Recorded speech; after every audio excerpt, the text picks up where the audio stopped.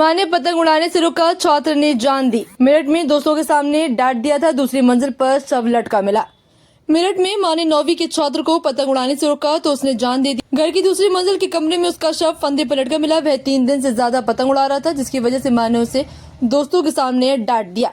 इससे नाराज होकर सोमवार सुबह करीब 11 बजे वे कमरे में गया। दोपहर 12:30 बजे जब उसके दोस्त कमरे में गए तो उसका शव देखा। सूचना पर पहुंची पुलिस ने शव को फंदे से उतरवाकर अस्पताल भेजा। घटना नौचंदी थाना क्षेत्र के सेक्टर 3 शास्त्री नगर की है। अनंत चौहान विद्या मंदिर स्कूल में 9वीं क्लास में पढ़ता है। अनंत के पिता विनय चौहान ड्राइवर है। माँ और भाई बहन है। परिवार सामान्य है। लड़के का स्कूल में बिहेव ठीक था, पढ़ने में भी वो ठीक था। पिता विनय चौहान ने बताया कि अनंत पिछले 3 दिन से लगातार पतंग उड़ा रहा था। बसंत पंचमी के दिन बारिश होने के बाद भी अनंत नहीं माना और पतंग उड़ाने छत पर पहुंच गया। आज 26 जनवरी को छुट्टी के दिन भी अनंत सुबह से दोस्तों के साथ पतंग उड़ाने अपनी छत पर चला गया।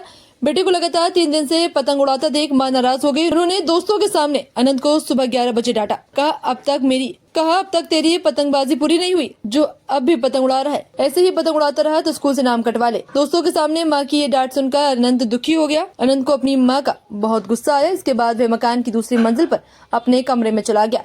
वह 1.5 घंटे तक कमरे से बाहर नहीं निकला। करीब 12:30 बजे अनंत के दोस्त पतंग उड़ाकर छत से उतरकर खोजते हुए उसके कमरे में गए।